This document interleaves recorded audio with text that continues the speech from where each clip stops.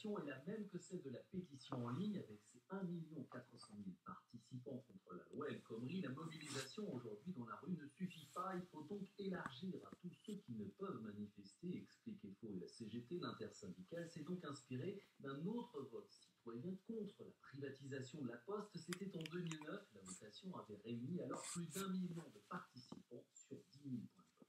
Et cette votation commence lundi pendant 15 jours. Voilà pour la parole. Pour les actes, et bien toujours des blocages. Raffinerie, un tiers des stations-service mal ou pas du tout approvisionnées. Centrales nucléaires avec des grèves, des baisses de charges, mais pas de coupure de courant. Une audience qui tombe mal. Le tribunal correctionnel de Bobigny aujourd'hui, l'affaire des chemises arrachées à Air France. Les images ont fait le tour du monde. Le 5 octobre dernier, 2 cadres de la compagnie, chemises déchirées, torse nu, escaladant un grillage pour échapper à des manifestants furieux contre le plan de restructuration. 11 salariés dans le box, dont 5 accusés de violence en réunion. Le procès devra dire qui a fait quoi. Il est 7h34, Carlos Ghosn, les 15 millions qui ne passent pas, y compris auprès du patronat. Oui, c'est une lettre qui devait rester confidentielle, mais que s'est procuré le journal Les Échos. Le Haut Comité de gouvernement d'entreprise du MEDEF, une sorte de haute autorité, pointe ses 15 millions d'euros de rémunération. Il fait le total, Renault plus Nissan, et il rappelle surtout un principe, la mesure en matière de rémunération des patrons. Le mot des mesures n'est pas prononcé, mais c'est tout comme. En tous les cas, Laurence Parisot, l'ancienne présidente du MEDEF, n'a pas pris de gants hier. Elle était interrogée par Jean Lémarie de France Info. Et Carlos Ghosn est dans l'erreur totale. Il est d'ailleurs d'une arrogance provocatrice tout à fait déplorable. C'est tout à fait triste de voir un grand patron qui, par ailleurs, a vraiment un talent, se comporter ainsi. Mais c'est là que le bas blesse. Le Haut Conseil chargé de superviser l'application du code n'a pas su réagir rapidement.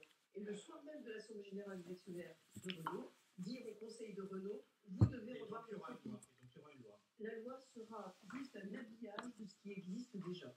Alors cette loi dont parle Laurence Parisot n'est pas encore votée, mais les députés ont adopté il y a quelques heures en première lecture un texte qui est présenté par le Front de gauche qui vise à rendre plus contraignant l'avis des actionnaires. Pour Carlos Ghosn, on rappelle bien sûr qu'ils avaient voté contre.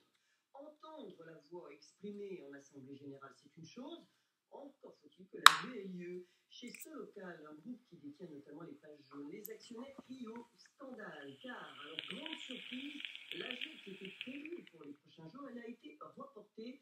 Maxime Debs, c'est peu dire que la pilule passe mal. Elle a d'autant plus de mal à passer cette pilule que les petits actionnaires, entre guillemets, avaient quelques griefs. Le cours de l'action de Solocal, déplore-t-il, a été divisé par 5 en un an. Ils y ont perdu beaucoup d'argent. Benoît de Simondon fait partie des floués, comme il dit. Alors quand il a vu que le président du groupe en difficulté n'avait pas l'intention de s'asseoir sur sa part variable cette année, ça l'a mis en colère. Nous nous préparions pour cet AG, on était assez bien, à la fois à côté de révocation de 5 administrateurs, dont le président, et nous apprêtions bien entendu à introduire cette idée de limiter l'écart entre le